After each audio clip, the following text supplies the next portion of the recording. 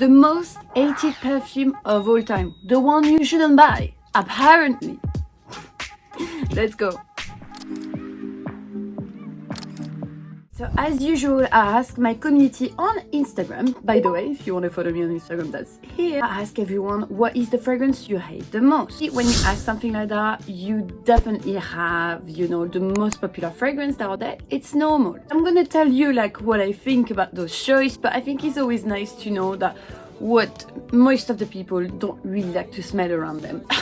By the way, before the video started, I want to really thank my community of YouTubers for being so sweet with me on YouTube and giving me money to buy myself material and stuff like that. So thank you so much for the little donation.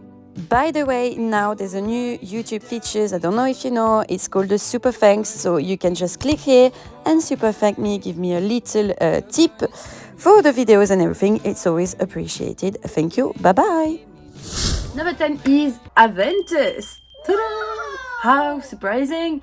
I mean, Aventis has been like the fragrance for me of generations. For me, it's an amazing fragrance. It's great, it's nicely composed. Because a lot of people have been talking about it. It's been totally overrated and for me a little bit overpriced. Like pineapple, fresh, but at the same time there's a nice woody backbone. So you have something overall classy that you can wear every day. And apparently, like every new YouTuber in the community would tell you, oh, it attracts everyone. Sure. I do enjoy to smell it on a man. I have to say, I'm not gonna lie. I think it's nice. It's just like, I think, why is it there? Because people are bored of it. We've seen it too much during like a few years. Like internet was saturated with Aventis, so I think that's why. 9, Delina Parfum de Marly. Okay, I would totally have voted for this one. Nothing against Parfum de Marly. I do have some of the fragrance and I do like it, but you know, like sometimes there's things you like less. As a woman, I had like many girls sometimes coming to me and be like, oh, have you smelled this? Again, it's a great fragrance, it's nicely done, but there's nothing special about it to me. I don't want to say boring, but I think I'm gonna say it. It got that sillage that is quite signature from the brand, I think, but like powdery, and I do prefer like the richness of rich ingredients. That's it.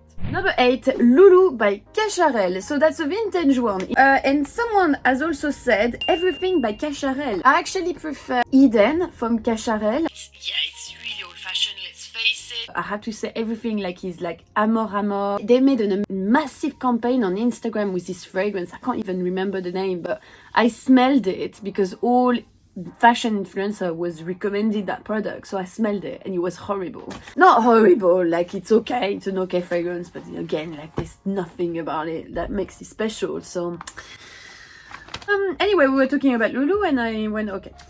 Is Angel by Thierry Mugler. Okay, it's one of the fragrance that has the strongest sillage, extremely long lasting, but sometimes a bit too much. For some people it's really heady. I used to wear when I was younger low Angel, so basically Angel but in a lighter version because my mom didn't want me to wear such a very big sillage fragrance, but I do really enjoy it. It's a revolutionary fragrance, the first ever gourmand fragrance, technically modern gourmand, note of chocolate, and it's very round and opulent, and yes, it's heady as fuck, let's face it. I usually spray a lot, but I know that with some kind of fragrance, please don't overspray. Bad nope. Idea. Like everyone is gonna run away.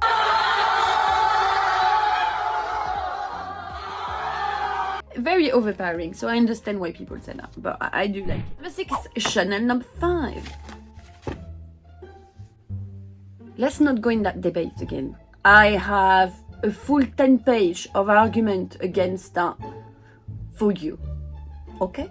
I would like to be happy today, so I'm not gonna argument. Baccarat Rouge 540, again, a super popular niche fragrance, and it's nice to see actually niche fragrances in most hated perfume, because at least it shows that niche brand, independent brand, they get a part of the market now. Really beautiful fragrance made by one of the most talented perfumer of our generation, Francis Kurkdjian. I think this fragrance is the scent of an era. You smell it sometime, it smells a bit like a sugary caramel tone, super powerful, and of course like he's got that saffron, very luxurious note. So when someone wear a baccarat, you smell it. And again, I think the heady fragrance are getting the most hate because of course like sometimes you're sitting and you're a bit, you know, like it's the morning and you really don't want to smell anything really super powerful next to you. So I think that's why it's there, but it's beautiful fragrance. Number 4, Versace Eros. I don't know if it's really heady. It is when the men overspray. For me, Eros is nice. I'm not very keen of Versace fragrance. I think they're not the most qualitative designer. Hi, Donatella Versace. Aspetta. And I'm talking about that, like in designer range, you've got much more qualitative fragrance than Versace. So for me, it's a little bit tacky. Sorry. I definitely would advise it more to teenagers or like younger men, like in their 20s. I definitely don't see a man in their 40s wearing something like that. That's not very classy, let's face it. There's an age where, okay, you can wear whatever you like, whenever you like. Like, you know, like, who am I going to judge anyone? Look, I look like a butterfly and I'm nearly 30 now. But what I'm saying is, as a professional, I would not advise this kind of fragrance to someone a little bit more mature. That's it. And I think for me, it's something like you wear in a nightclub. Number 3, 1 million. Paco Rabanne. And shout out to the person that said everything by Paco Rabanne. I agree. I don't like Paco Rabanne at all. I'm not connected with the philosophy of the brand. I don't like the look of the brand. I don't like how the marketing is done. Like, for me, it's sexist. I'm sorry, I'm gonna sound like an angry feminist, but like it's like the advertisement, like it's all about bling bling and society of consumption. Oh my god, I'm gonna sound like an Illuminati now. What is that packaging? Like, sorry, but I see like a massive, I don't even know how you call that, like golden stuff in one of my date's bedroom, and I'm like, killing the love. It's extremely tacky. It's even tacky in the smell. Like, sorry, Paco Rabanne, like, or anyone working for Paco Rabanne, but let's face it. For example, you spray and you will have a profusion of fruit right punching in your face. Like, oh, okay, yeah, I understand. Paco Rabanne, okay, sure. It's too much in not the good way. Synthetic are nice, but some synthetic are not done nicely. If I'm going out with a man that is like wearing 9 million, I'm crossing my finger, like that will not happen again. No. It's a no directly, because it tells me a lot about the person.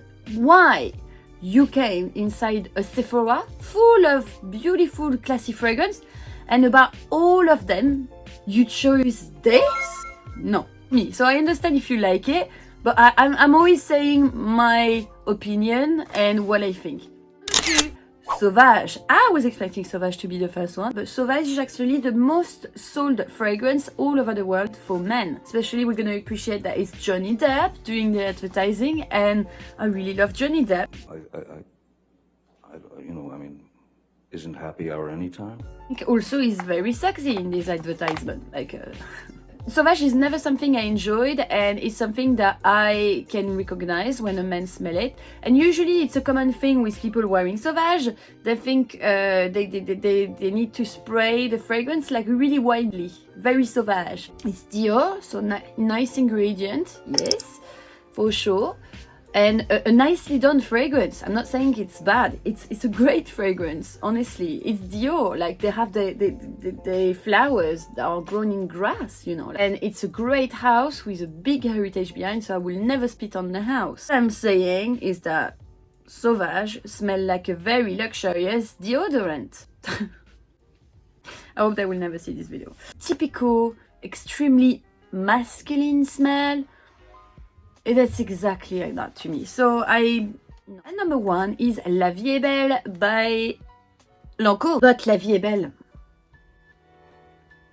And you know the most annoying thing is, like, Nowadays, you see on Instagram, like, fashion influencer promoting the new version of La Vie est Belle, like, ooh, guys, like, they just change the bottle, like, they put some sparkle on it.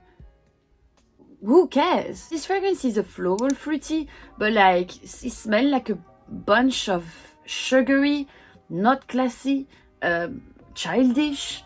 So my biggest worry is when like ladies of like 30-year-old and 40-year-old wearing a La Vie est Belle. I'm like, no, mate, like, no. I'm sorry again, I'm putting the age in there, but for me, like, no, it's not suitable. Of course, you wear what you like, but oh no. I have many memories of me going to a place to go shopping and have to move out of the place because the smell would attack your nose and like, no, it's not, no, like, please, if you're wearing La Vie est Belle, good for you, but please spray once or twice. You don't need more. Everyone can smell you already.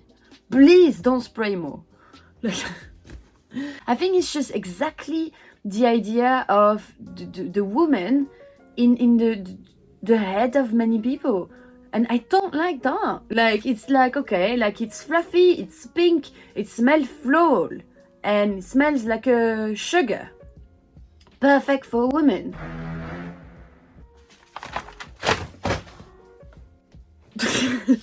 I'm done now. I hope you enjoyed the film. What's your most hated fragrance? And if you agree with the choices of my community on Instagram, again, forgive me if I said something that hurted your sensitivity, but I'm someone that I've got no filter, just on my face. And I always say what is coming to my mind, so excuse me for this. Anyway, have a lovely day and see you soon. And don't forget, you wear what you like. The rest doesn't matter. Viens, je t'emmène dans mon paradis bleu.